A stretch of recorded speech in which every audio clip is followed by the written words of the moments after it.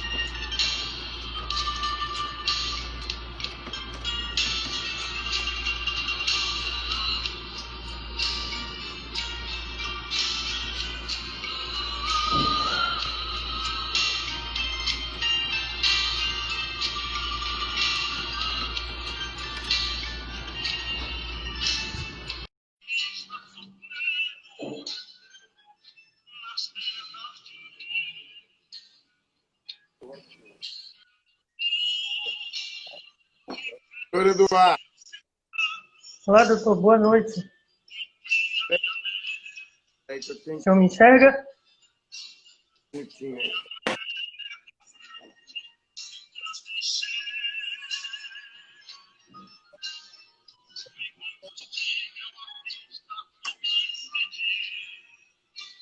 E aí? Tudo bem? Tudo certo. O senhor consegue me ouvir? Muito bem.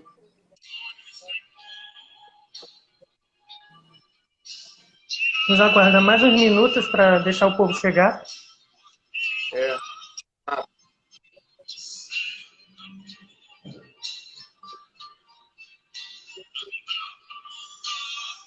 Você viu o telefone que eu mandei do Daniel? Oi, doutor. Cortou.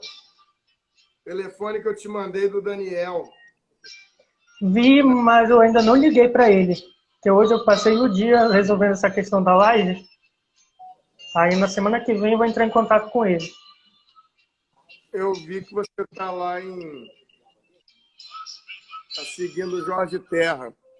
Estou seguindo ele. É, ele aqui é o do Rio Grande do Sul. Do Rio Grande do Sul. Eu consegui o contato dele. Não é difícil, não.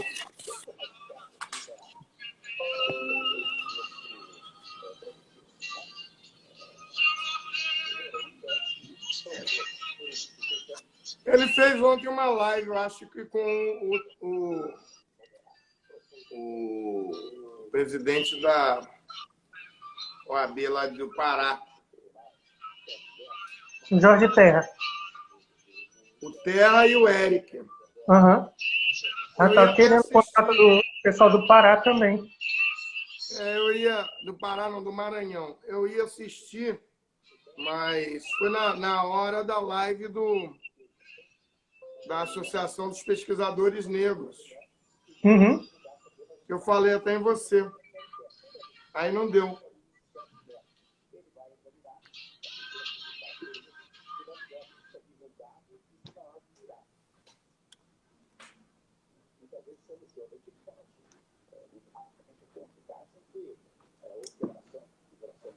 Aquela luz ali atrás não tá legal. Não, mas não está atrapalhando a visualização, não. Tá bom. Agora tem uma outra luz. Tem uma outra luz à sua direita. Tem luz aqui Essa aqui. e tem luz... E essa luz de branco. Ah, agora não está mais. Agora está ok. É. Então, Tem uma outra de frente aqui também. sim. Tem uma luz aqui que eu coloquei. Tá até... Não estou enxergando nada. A cara não aparece, né? Pois é. Eu também não estou vendo nada. Não estou vendo nada nem ninguém. Não, eu estou vendo bem. Eu botei uma lâmpada. Uma dessas lâmpadas LED. E ela joga bastante luz de frente. E estou acompanhando ali o ministro, o Tait, né, que pediu demissão. Uhum. E hoje foi o julgamento do Monteiro Lobato também. Isso, que o senhor vai comentar aqui para a gente também. Saiu o acordo aqui, teve o voto do ministro Fux, e foi uma correria, porque eu tive que fazer a sustentação toda de improviso, né? A gente começou a fazer tudo aí, um grupo pequeno, você tem que gravar. Você chegou a ver o vídeo? Não consegui ver. No site do Guelé 10, Uhum. tem o vídeo lá e também no canal do YouTube. O arroba Humberto Adami. É Humberto Adami só. Aí No YouTube? Lá. Eu gravo, eu sempre deposito lá essas lives, esses arquivos todos no meu YouTube. Porque depois você perde. Então eu baixo e faço download para lá. E tem uma galera da equipe do escritório que está fazendo isso. Agora mesmo estão tentando salvar a live de ontem, uma delas. Porque essa febre da live, ela não vai parar. Ela vai continuar aí. E é uma forma de você funcionar, né? Você está trabalhando e evitar o problema do contato. Não, da falta de dinheiro para passagem, recursos. Sim, com certeza. Então, possibilita a gente estar falando aqui e se fosse depender de recurso de passagem, hospedagem, essas coisas, fatalmente. E isso vai ser uma tendência pós-pandemia. Eu acho que é a hora de começar a ver como é que se vai fazer a forma de se trabalhar com essas demandas quando o vírus passar. Porque o vírus vai passar e a live vai ficar. Está tendo um excesso de live, né? Muita live. Agora, por exemplo, 18 horas, abre 25 lives. Vamos dar 19, 35. Você não consegue ver nada. Então... Tem que escolher a mais importante. Ou não, guarda e vê no dia seguinte. O ideal é que... Ontem, a live da Tereza Cristina, ela começou a ser salva. Eu tenho acompanhado muito a live da Tereza Cristina. Eu estou vendo você aqui e está entrando um monte de gente de live. Vou ver aqui pelo celular. Então, já deu 18 horas. Vamos começar. Então, gostaria primeiro de agradecer a presença de todo mundo que está aqui nos prestigiando hoje. Meu nome é Eduardo, Dr. Eduardo Pereira. Sou presidente da Comissão Estadual da Verdade da Escravidão Negra no estado do Amapá. E hoje, junto com o Dr. Adami, Dr. Humberto Adami, presidente da Comissão Nacional da Verdade sobre a Escravidão Negra, nós vamos discutir o tema advocacia e reparação da escravidão negra. Boa noite, doutor. A gente já começou a conversar, né?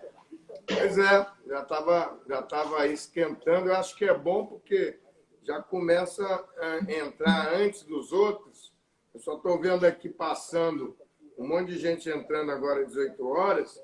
Como a gente já estava online, a gente tem chance de pegar mais gente aí que esteja procurando live para ver.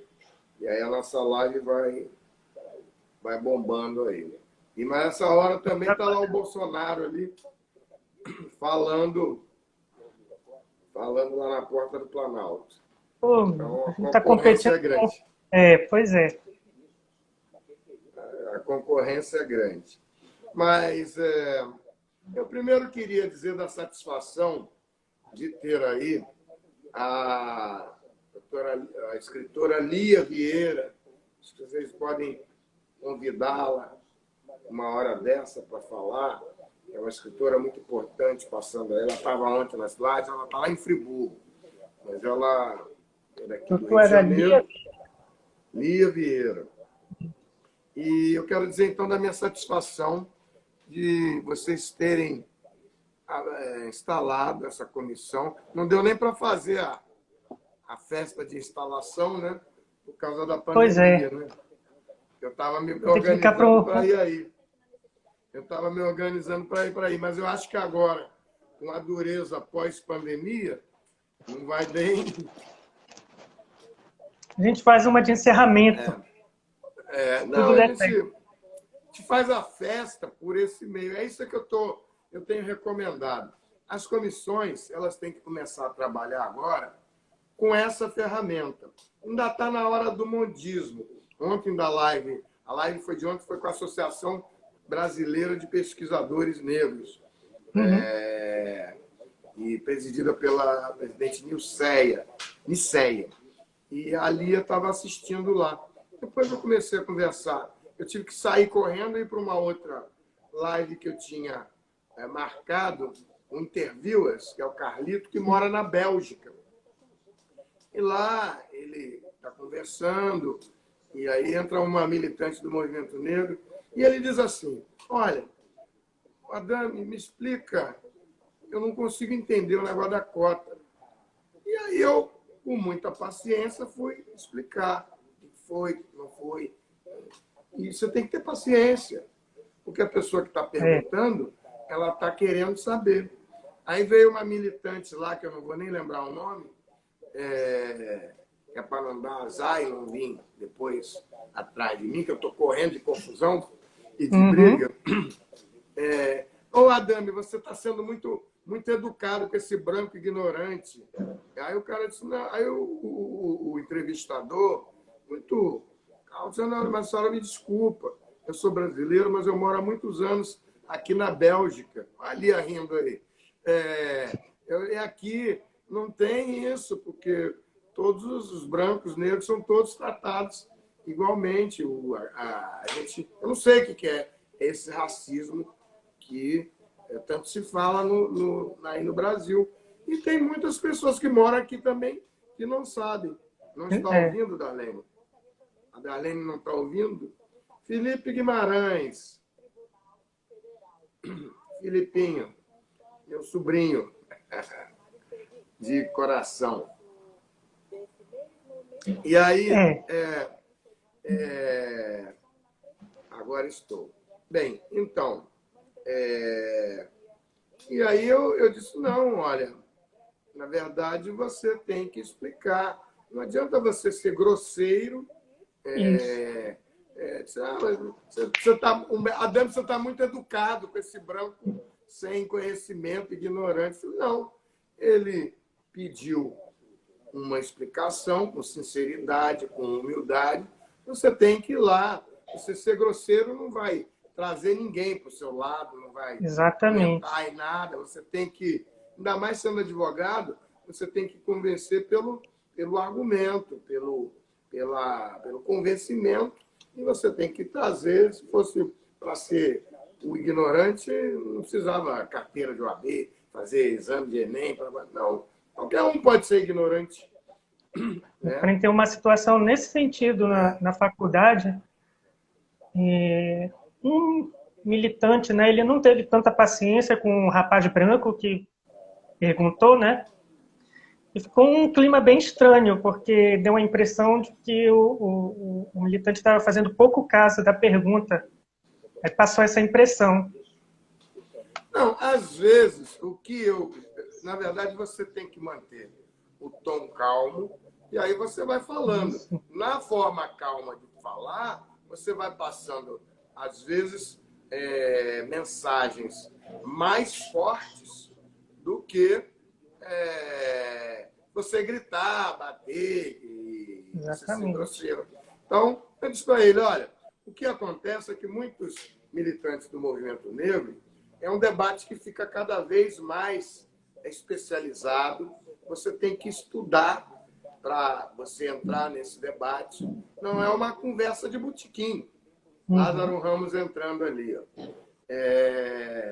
E aí, essas pessoas que se dedicam a esse tema, elas têm muitos anos de estudo, elas têm muita preparação. Os militantes, normalmente, são muito preparados. Mas, e aí chega lá um desinformado e quer... O pior é quando acha que tem razão com conversa de botequim. Aí você perde a paciência. Tem um colega lá meu colega de colégio marista. Na época era segundo grau, hoje é ensino médio. E ele acha que ele é o maior sabichão do mundo, porque leu os 2 livrinhos lá do Ali Campbell, ainda é monarquista. Então, o movimento negro de Uberlândia detesta o cidadão. E eu falo com ele porque ele foi meu colega. Então, eu botei ele, apresentei ele. Olha, vai conversando com o pessoal gosta normalmente de conversar, de explicar, tem paciência, né? Militância sempre tem paciência de trazer mais um. Mas quando o cara não quer ouvir de jeito nenhum e quer achar que tem razão de tudo, a galera perde a paciência. Mas aí é diferente com uma situação que você tem... uma pessoa pergunta e você pede esclarecimento. E sabe qual foi o resultado? A gente estava falando com a Lia. O cidadão lá da Bélgica, o Carlito, é do Interviewers, está lá no meu Instagram aí, inclusive está fazendo muita entrevista. Ele disse, olha, eu gostei tanto, e aí outras pessoas entraram lá. Ele disse, eu agora vou fazer, em cada dia da semana, um dia sobre esse tema, com todo mundo que estava aqui, vou entrevistar, vou fazer e vou trazer outros. Então, de 5 dias na semana, um tema, um dia vai ser sobre reparação da escravidão, sobre igualdade racial, sobre essas coisas. Então, é assim que você tem que conseguir, não adianta você brigar. Se fosse brigar, era muito mais fácil. Já tinha juntado aí meia dúzia de sujeitos fortões e tinha um ganho. E não é assim que ganha. Então, e sobre esse tema da reparação, doutor? Como é que eu abri sobre o que foi criada em 2014 a Comissão da Verdade da Escravidão Negra do Conselho Federal da OAB, pelo então presidente Marcos Vinícius Furtado. Nós tivemos a conferência da OAB aqui no Rio de Janeiro e eu juntei um grupo de juristas negros, o finado procurador do trabalho, Wilson Prudente, o advogado Marcelo Dias, a desembargadora Ivone Caetano, o desembargador Paulo Rangel, acho que o defensor público Nilson Bruno, e mais quem? E mais um monte de gente. Fizemos todos os auditórios. Era muito engraçado, porque o auditório... Oi, Maria Carolina, tudo bem? Muito obrigado. Doutora Maria. Muito obrigado pelas palavras carinhosas.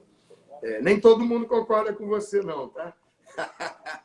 Bom, então, e aí nós fizemos todos os auditórios, eram auditórios para 700 pessoas. A muito custo, eu era vice-presidente da Comissão Nacional da Igualdade Racial. E conseguimos lá, com essa vice-presidência, um espaço para fazer uma reunião aqui no Rio, e não se podia... Você não esquece de salvar, tá, Eduardo? No final, acho que o Instagram já está salvando hoje. O próprio Instagram estava salvando. Começou desde ontem. E aí, eu estou arquivando tudo, as que eu tenho podido ir lá no YouTube. É bom porque você vai documentando e vai ajudando os comentários que surgem. Mas, enfim, aí a pauta era única. Qual era a pauta? Comissão da Verdade da Escravidão Negra. Por quê? Porque havia a Comissão da Verdade da Ditadura e a Comissão da Verdade da Ditadura, ela só via 20 anos da ditadura. E a escravidão negra tinha mais de 350 anos aí. Então, portanto, você podia exatamente enfrentar o assunto de frente e dizer, olha, se lá para a ditadura o pessoal conseguiu, inclusive, ser reparado, fixa um comentário aí, tem um jeitinho que você põe aí, o pessoal que vai entrando, escreve você faz um comentário e tem um lugarzinho ali que você fixa comentário. Aí o pessoal vai entrando e já vai a gente vai aprendendo também, né? E já vai vendo, fica o seu comentário fixado ali no tema da nossa palestra aí, da nossa entrevista, que é Advocacia e Reparação da Escravidão. Você faz um comentário e tem um negocinho aqui, fixar comentário. Aí, primeiro eu digito. Você digita e faz o comentário. Depois tem um lugarzinho ali, eu não sei se é na setinha ou no outro lugar aqui, que você faz fixar comentário. Aí ele fica parado o seu comentário aqui. É como se fosse um letreiro. As pessoas que vão entrando já vão sabendo. Porque tem tanta live que o sujeito entra e não sabe nem o que é. Nem o que é. Pouco... isso aí. Aí. Pronto. É isso aí. Fixou lá, fixado. A gente vai aprendendo todo dia um pouquinho aqui. Isso é um grande aprendizado. E a morrer aqui aí quem vai entrando já vê o que é. Outro dia chegou um bolsonarista lá. Qual é o tema da palestra? Com aquela delicadeza que eles têm. Qual é o tema da live? Aí alguém explicou lá. Mas eu sou contra. Bolsonaro tem razão. A cloroquina. Aí eu fui lá e bloqueei o idiota. Não adianta ficar. Eu mesmo. Não dá discutir, não vai discutir. Nós estamos falando sobre outro assunto. Nós estamos falando sobre o assunto mais importante da sociedade brasileira, que é diminuir o fosso escravocrata, os resquícios da escravidão no Brasil. Exatamente.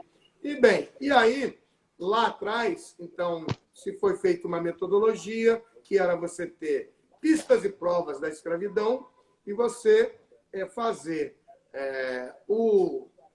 a responsabilização do Estado brasileiro, da coroa portuguesa e da Igreja Católica. Meu filho entrou aí, Eduardo Adame, que é acadêmico de Direito, está lá na UERJ, fazendo Direito também. Não sei nem que semestre que ele está, não sei se está no quinto. Que ele saiu, foi para a FGV, depois voltou.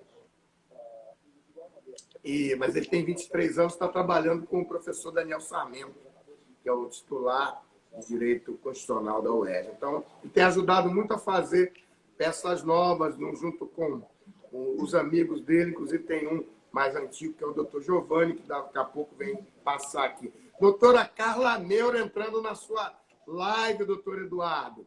Essa é a conselheira da OAB do Rio Grande do Sul, Carla Meura, e presidente da Igualdade Racial, da Comissão da Igualdade Racial do glorioso estado do Rio Grande do Sul. Só que ela está hoje asilada na Bahia, ajudando o seu colega, doutor Alexandre, que é o presidente da Comissão da Escravidão Negra da OAB da Bahia. Inclusive, ela reproduziu um evento que nós fizemos aqui, que é Abdias e a Reparação da Escravidão. Está prontinho. Depois que eu for aí, dá para fazer aí também. E aí a gente vai fazer uma reunião lá e vamos trazer também as comissões da igualdade, porque agora nós temos que somar, juntar forças. É a hora de... O movimento negro tem sido muito... Obrigado, Carlos. Vamos fazer uma segunda edição. Na verdade, eu não estava fazendo live, eu estava sentado aqui ontem, não, deitadão lá, né? Não estava nem de pijama. Aí a Carla, vem aqui que nós vamos falar lá. Aí eu entrei e fizemos a lá. Tive que botar uma roupa, porque já quase 2 vezes eu abro aquele link que vem e abre o negócio e você está lá, semi-peladão e entra no negócio lá. Então não pode. Mas voltando lá, a reparação da escravidão, aí fizemos pauta única, para não ter briga. A pauta única era a Comissão da Verdade da Escravidão Negra, uma proposta igual para todo mundo, e aí, com isso, a gente conseguiu aprovar... A comissão da OAB Amapá, nos prestigiando agora. Querido presidente, muito obrigado por ter criado essa importante comissão da verdade da escravidão negra da OAB do Amapá. Eu estava me preparando para ir aí e queria que o senhor fosse agora um motor de catalisação dos outros presidente, porque com 3 gestões do Conselho Federal, nós só conseguimos fazer 18, a Amapá é a 18ª. Nem com todos os presidentes das seccionais, o trabalho permanente com os presidentes, nós conseguimos fazer as 27 seccionais terem presidentes, terem comissões da verdade da escravidão. Então, a OAB é a instituição única no Brasil que está debatendo sobre reparação da escravidão. Esse é um feito histórico. Quem me alertou isso foi, eu sugiro que vocês convidem depois, a nossa atual secretária nacional da Comissão da Verdade da Escravidão Negra do Conselho Federal, professora doutora Maria Sueli Rodrigues, ex-presidente da Comissão da Verdade da Escravidão Negra da OAB do Piauí e responsável pelo dossiê da Esperança Garcia. Uma mulher muito importante. E ela, a gente estava voltando, ela passou um ano aqui no Rio, fazendo o 2º pós-doutorado, e aí ela trabalhou muito com a Comissão Estadual da Verdade da Escravidão, porque eu estou acumulando a Comissão Nacional e a Comissão Estadual. Me comprometo a levar isso na segunda ao Colégio de Presidente. Muito obrigado, Aurinei. Conto com você, sim. Faltam 10 subseções, 10 seccionais, que até hoje não montaram. Fica aquela coisa, tá, vamos para lá, vamos para cá, e não monta. Inclusive, eu não vou declinar os nomes aqui dos estados, mas é importante dizer estados importantes com história de afrodescendentes, histórias importantes a serem resgatadas na luta pela abolição da escravidão. Quero voltar, porque senão eu me perco. Eu tenho que me policiar aqui e voltar lá Olha aqui, a doutora Francine, mas como é que eu consigo passar? Doutora Francine Lima é a presidente da Comissão da Igualdade Racial da OAB de Barra Mansa, aqui no estado do Rio de Janeiro. Está aí prestigiando aí, doutor Eduardo. Um monte de Olá, doutora.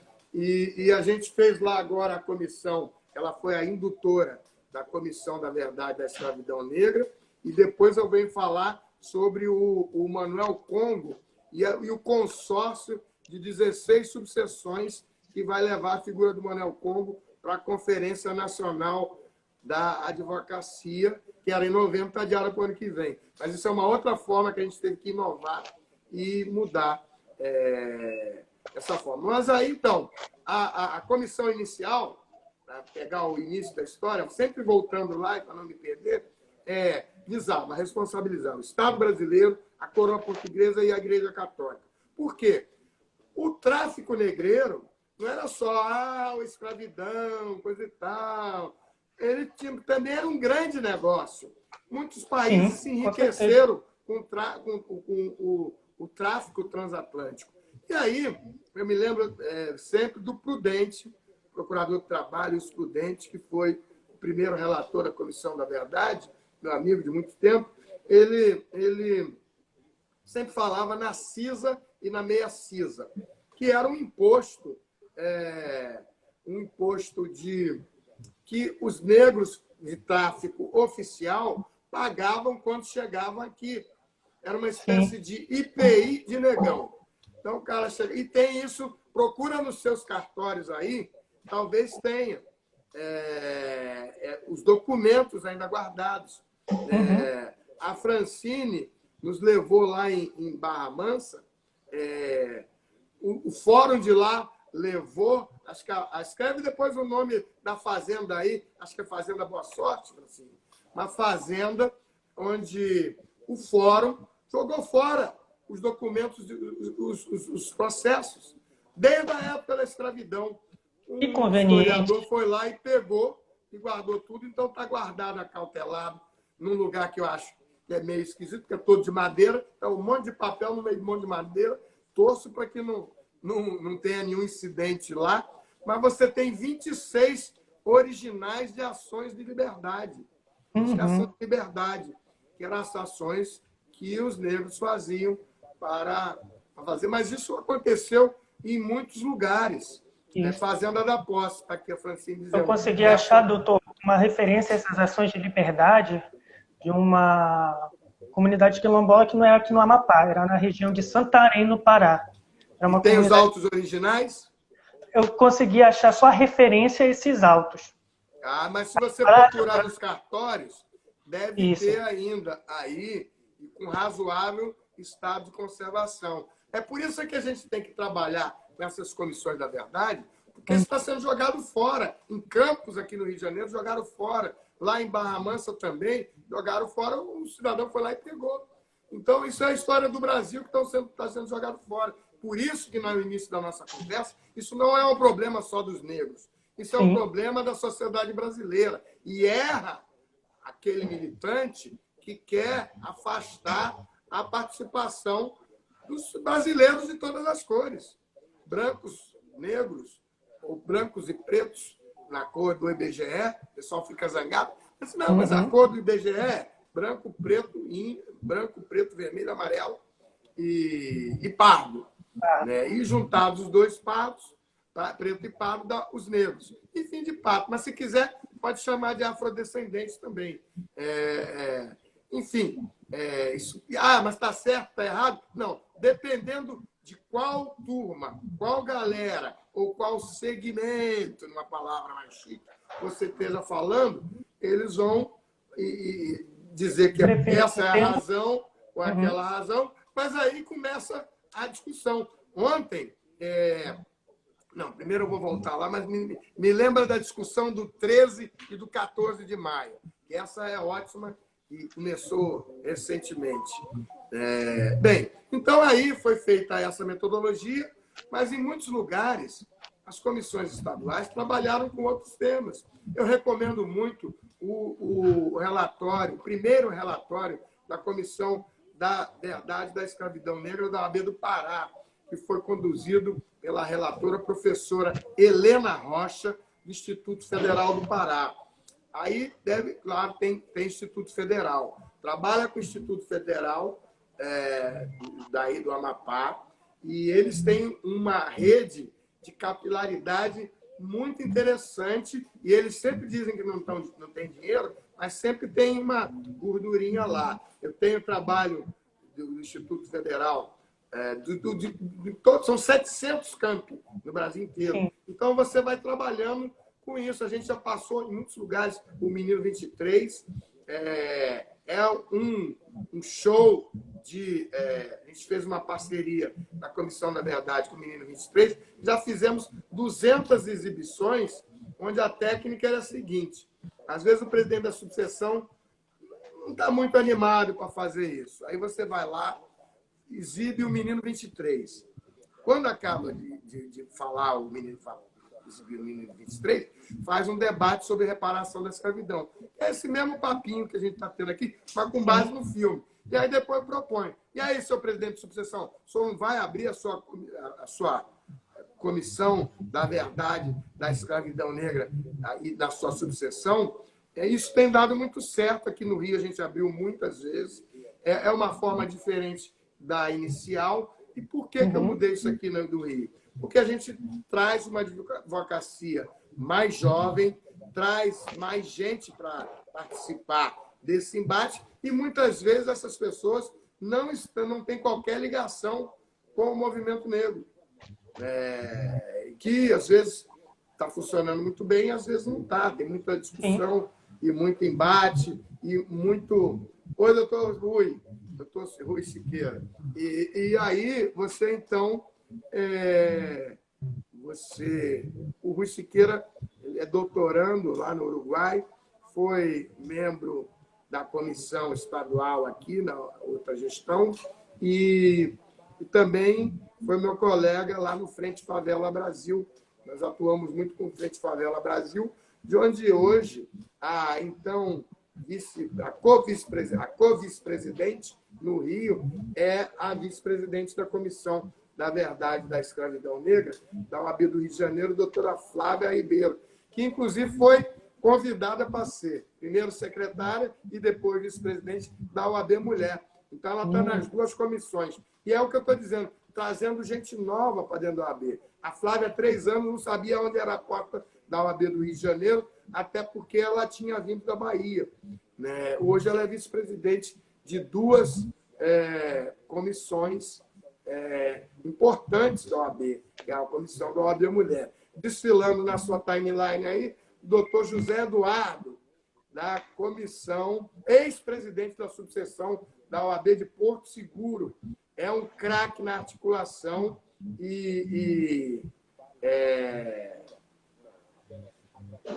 Beto Soares, né? Trabalhar mais nessa pauta. Tá bom. E aí, então, estava dizendo da Flávia, hoje, quer dizer, a Comissão da Verdade da Escravidão, eu digo também que é uma forma de você catapultar negros para dentro do sistema OAB, né? Então, a Comissão da Verdade da Escravidão aqui no Rio está fazendo esse papel. Você está colocando negros nas outras comissões e não tem nada de mais, isso é muito bom. Você só tem que garantir que não vá todo mundo para lá e você fique sem ninguém. Mas, de resto, é muito importante que essas pessoas vão usando a porta de entrada da Comissão da Verdade e vão ocupando cargos, comissões de intolerância religiosa, comissões de igualdade racial. E o ideal é que a gente consiga trabalhar em conjunto. Eu estou, pelo menos 20 anos, só na advocacia desse assunto aí, desde 2000, e com certeza eu vejo muito desperdício de energia, muito gasto de energia à toa. Eu não tenho mais. Quem quiser brigar comigo, se economize, porque eu não tenho mais paciência de ficar brigando com o fogo amigo. Eu só quero brigar agora com o racismo, né? Isso a gente vai brigar todo dia.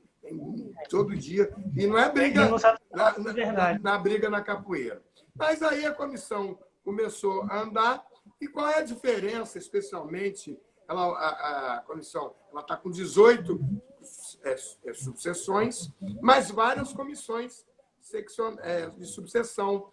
E é importante porque você vai trazendo gente nova, gente jovem, e o melhor exemplo que eu cito sempre é a Comissão da Verdade da Escravidão Negra da OAB de São João do Meriti, aqui no Rio, que tem como presidente um ilustre advogado que você não ouviu falar, chamado Evandro Aleluia. E o Evandro Aleluia também não tinha trabalho na discriminação racial, não tinha trabalho nisso, mas ele era um advogado negro. Então, não precisei explicar para ele o que era ser negro no Brasil. Ele sabia tudo, como muitos outros por aí. E aí, ele tinha um projeto lá do João Cândido, Museu do João Cândido, lá do Marinheiro João Cândido, lá em São João do Meriti, o Museu Municipal. E aí o Evandro pegou o projeto do museu, e colou na Comissão da Verdade. Virou o projeto da Comissão da Verdade, o projeto que já tinha lá. E, com isso, ele andou para todo lugar, andou muito em... E aí eu perguntei, Evandro, e a gente fez um encontro estadual das Comissões da Verdade da Escravidão Negra, OAB, Rio, juntamos com a Silvia Cerqueira, da Comissão Nacional da Igualdade Racial, e aí ela fez um regional, e mais as comissões da igualdade da OAB do Rio, aqui com a desembargadora Ana Tereza, a desembargadora Ivone Caetano. E aí fizemos uma mesa de abertura. Eu chamei todo mundo, mesa de abertura. Na bagunça. Vem todo mundo, faz uma mesa aqui, bota a cadeira para todo mundo atrás. Sabe quantas pessoas tinha na mesa de abertura? 26 caras pretas, todas de dirigentes de ordem. E só em Rio, São Paulo e Minas. Talvez Espírito Santo. Quer dizer, isso é um marco. É um marco no lugar onde não tem tanta gente preta nos órgãos de direção. E aí, nós tivemos muitas críticas. As pessoas... Teve uma colega que criticou. Não, mas essa comissão não tem tanta não tem tanto prestígio assim, ninguém dá bola. Talvez ninguém dê bola. Mas eu estava muito com essa coisa na cabeça. E aí, a Maria Sueli, eu serei eternamente grato a ela, a gente voltando do quilômetro de Bracuí, ela disse assim, Adame, a Comissão da Verdade da Escravidão Negra é a comissão que mais trabalha na OAB. Podem não achar, mas ela está fazendo o que ninguém mais faz. Ela fala dia e noite sobre reparação da escravidão. E não pode se misturar, não pode se misturar o tema com a Comissão da Igualdade Racial, porque a Comissão da Igualdade Racial trata do racismo cotidiano. Ô, seu isso, seu crioulo isso, seu filho da mãe, seu não sei o quê. Aquilo ali é o cotidiano que está acontecendo agora. Então, e muitas vezes eu vejo o pessoal querendo colocar na Comissão da Verdade da Escravidão que ingresse com temas da atualidade. Eu digo, mas vem cá, qual é a reparação da escravidão envolvida nesse tema? Mas o presidente da Fundação Palmares, nesse caso a gente abriu uma exceção, mas era um papo de igualdade racial. Mas como ele é muito o presidente lá que eu tenho chamado só de um câncer na Fundação Palmares, aí eu abri uma exceção, juntei, somei com a querida doutora Silvia e a gente foi para cima de lá para o Conselho Federal. Bem, então já falei da Comissão da Verdade, a importância dessa coisa de você ter comissões locais. Sim, e as comissões locais, elas acabam com a atenção, como está aí o caso da Francine, com os temas, os locais, os prédios, as histórias, as lendas e os heróis do Brasil daquela localidade. Né? Que você não vai achar, como alguns fizeram no início, dizer, o cidadão vai fazer a Comissão da Verdade e vai falar da escravidão do Brasil inteiro. É mentira. Não dá para fazer isso. É simplesmente impossível. É uma história muito grande. Você tem 5.570 municípios. Cada município... Só a história regional já é o suficiente. Se cada município tiver uma história de um herói negro ou heroína negra a ser resgatado, dá um livro dessa altura de 5.500 histórias. A gente está vendo aí que com toda a parceria dos presidentes do Conselho Federal, a parceria dos presidentes... Ô, Luiz Eduardo, não começa a fazer pergunta difícil, não. Deixa eu seguir meu roteiro aqui da Comissão da Verdade. O Zé Eduardo é muito inteligente, ele está sempre buscando caminhos e ele mora numa subseção que a temática lá é indígena, em Porto Seguro. E eu estou querendo abrir a primeira Comissão da Verdade da Escravidão Negra lá em Porto Seguro. Mas não tem tanto negro, não tem problema. Os indígenas, então vai lá. Doutora Maria Carolina acabou de entrar, nossa presidente da Igualdade Racial aqui do Amapá. Ela já tinha passado aí. Eu devo ter dado uma saída, né? Voltou agora. Já tinha visto ela aí.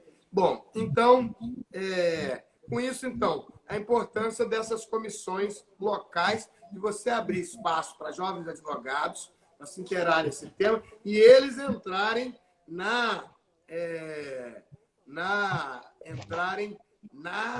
no sistema OAB. Normalmente são jovens advogados e procurarem se adequar. Aqui no Rio, nós tivemos um problema muito sério, que foi a misturar partido político. Eu tenho sido ferranhamente contrário a isso, porque não é possível que você... vendo aqui, está lá, o imbecil do ministro da Educação vai comentar a saída do ministro da Saúde. É um dos cidadãos piores que a gente pode ter nesse ministério, é esse ministro da Educação. Mas sua hora vai chegar. Doutor, tire uma dúvida, ministro. Quais foram as principais formas de reparação que as comissões elas têm proposto? Uma do Piauí, que o senhor comentou. Não, aí é que está. Na verdade, você teria que fazer, vamos voltar para trás. As primeiras iniciativas, nem são todas, mas não estou falando lá do tempo do Abdias, Frente Negra Brasileira, que tem medidas que não chamavam de reparação. Mas nós temos aqui o Iedo Ferreira, que é um grupo especializado de reparação, eles trabalham com isso há uns 10 anos, e eles são muito em cima da reparação. Mas eles entendem de uma forma, então eles querem a reparação, inclusive, dos donos das fazendas de escravos que lutaram, que tiveram lucro com o tráfico negreiro.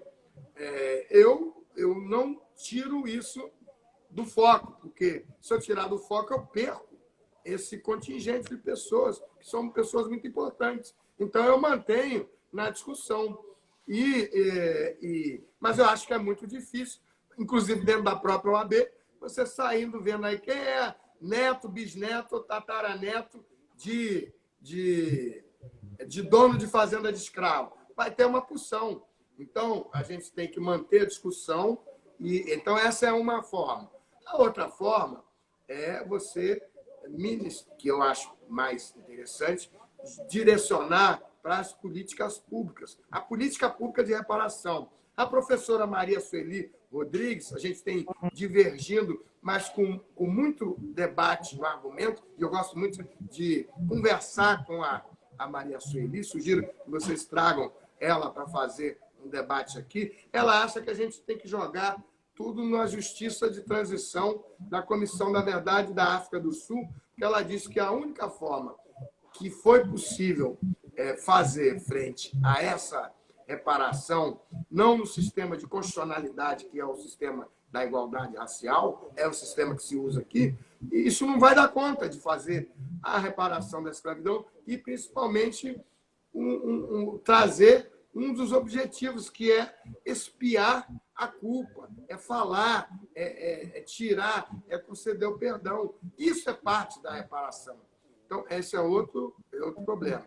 Eu quero dizer também que a gente está ocupando a Comissão da Igualdade Racial do Instituto dos Advogados Brasileiros. Queria convidar a todos que estiverem aí. A gente formou, o ano passado, essa comissão lá no IAB, sob a presidência da advogada Rita Cortez, e o meu compromisso lá é um parecer que a gente está no meio da discussão sobre aspectos jurídicos da reparação da escravidão. E lá a comissão fez a apresentação, parecer de 75 folhas, eu sou o relator, e a gente está em discussão, deve marcar para a semana que vem uma outra reunião para discutir, que eu fui cobrado lá pela Rita, eu estava deixando para depois da pandemia, quer dizer, eu queria fazer no 13 de novembro, aprovar e tudo. Ela disse, não, vamos só aprovar o que foi emergencial. Aí, no dia, assim, bom, e aí, a reunião aprovou? Eu falei, não ficou para depois. Então, mas isso é uma discussão. E as iniciativas da reparação nacional, que é uma das minhas divergências com a professora Maria Sueli, acho que não podem ser ignoradas. Por exemplo, na década de 80, você tem o jornalista Fernando Conceição, um projeto lá dizendo, olha, $100 mil para cada descendente de africano no país, escravizado. Então, cada um de nós iríamos receber $100 mil. Ele fez a proposta, aquela gritaria, virou um pouco meio jocoso e acabou a iniciativa. Depois, na década de 90, veio a vereadora Claudete Alves, do PT de São Paulo, e faz uma proposta que não era mais em dólares, era em reais, eu não sei se era reais novos ou cruzeiros novos, mas era 2 milhões para cada um. Todo mundo ouviu aquela conversa e a conversa acabou ali. Ontem, inclusive, na live da Associação Brasileira de Pesquisadores Negros, quem quiser dar uma olhada, é só ver no meu Instagram, o pessoal está baixando para o YouTube, mas a live da ABPN também está na ABPN, foi tratado exatamente isso. A gente falou dessa iniciativa da vereadora e do programa do consulado americano e do Departamento de Estado americano, que é o movimento do International Visitor Leadership Program, visitante internacional, liderança de International Visitor Leadership Program, um programa de lideranças internacionais. Está rindo aqui para a gente de alguma coisa? Quem? Doutor José Souza, nosso colega na comissão, está rindo tá feliz. Aqui, gente? Ele está feliz. Está rindo de alguma coisa aqui. Esse é descendente de uma das personalidades negras mais conhecidas daqui de Macapá, que é um senhor chamado Sacaca. Era um homem que conhecia muito a questão de ervas, de chás, ele fazia garrafada também. Eu não sei se aí para o sul tem essa ideia de garrafada, mas é uma magia. Nas feiras tem. Ele era conhecido pelas garrafadas também. E eu gostei muito dos vídeos que você me mandou sobre o Mar Abaixo. Achei muito similar, com efeitos locais, mas muito similar com outras coisas que eu já vi. Essa comissão me deu a oportunidade de andar no Brasil inteiro e você vê, primeiro, como é diferente. As coisas são parecidas e diferentes. Então, eu estava falando lá do Pará. A professora Helena fez um relatório todo bonitinho, botou lá, os slides, fez um livro fantástico, o relatório do Pará. É um dos melhores. Doutor Sandy Machado está falando que tem garrafada no Rio também. Tem na Bahia, tem em todo lugar. Vai numa feira lá que você acha, tem sempre um cidadão lá. No Amazonas também tem. Enfim. E aí, o Mar Abaixo é uma coisa que eu gostei muito aí. Eu já vi vários filmes depois que o presidente Eduardo me mandou aí. E, olha, eu não sabia, nunca tinha ouvido falar. Assim como o Manuel Congo, que é o que está se falando aqui. O Manuel Congo é o segundo herói negro do Rio, por lei. Ele tem um memorial em Vassouras. Tem feriado numa outra cidade de Mendes. E foi enforcado depois de uma insurreição que ele fez com 400 quilombolas, mas escravizados que fugiram, e foi enforcado em Miguel Pereira, Partido Alferes. E tinha um livro da década de 80 do então presidente do Centro de Pesquisa e Documentação, Pinot, do Boc Pinot, que depois veio a presidir o IAB. E aí está o livrinho lá de 80, da OAB, projeto da OAB. Então, eu juntei isso tudo e fizemos um projeto com 16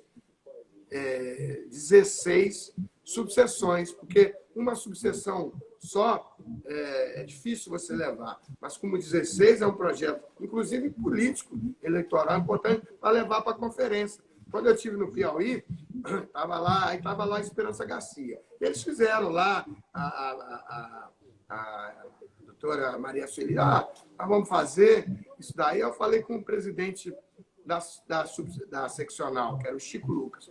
O Chico, por que você não faz um relatório, isso tudo aqui, e leva para a Conferência Nacional dos Advogados?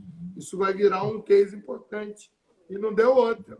A Esperança Garcia entrou para o rol dos heróis da pátria, projeto da deputada Benedita da Silva. Ela está... Muito obrigado, doutor José Sá. Estivemos no encontro da Abracrim. Grande Abracrim. Abracrim, eu ganhei um prêmio lá que me deixou muito honrado, do presidente Chediak e do presidente Walter Clark. E aí, só que depois eles brigaram, fizeram Anacrim e Abracrim, e eu continuo amigo dos dois. Estou até candidato a esse prêmio na Anacrim. Mas a Abracrim foi uma honra muito grande. Eu abri o evento, que é um evento muito especializado dos advogados criminais, e eu conto uma hora dessa, se der tempo, como é que eu fui parar nesse negócio. Mas foi com a advocacia. aquelas 3 ADCs, 43, 44, 51, da segunda instância, nós entramos no amigo da corte da ação do Cacai, que foi meu colega de faculdade lá em Brasília, meu amigo há muitos anos. E aí ele fez a primeira da prisão em segunda instância. E ele deu uma entrevista. Olha só, tá vendo? Não falam dos negros. Se continuar com essa história, só os negros vão ficar. Danilo Pacato, um abraço. Outro membro da nossa comissão. Eu estou popular aí nessa comissão do Amapá, hein? Eu tenho que ir aí. Então, e aí, aí nós botamos a entrevista do Cacai, falando dos negros, no nosso amigo da corte, fizemos um amigo da corte. Deu meia hora que deu a entrada no sistema eletrônico aqui, me liga o defensor público. Olha, nós estamos querendo organizar eu vi que o senhor entrou lá no sistema com a petição pedindo amigo da corte, e eu quero organizar um grupo de amigo da corte. Falei, então eu vou ligar para o Cacai, porque eu citei... A live vai encerrar, vamos voltar. Tá bom. E aí o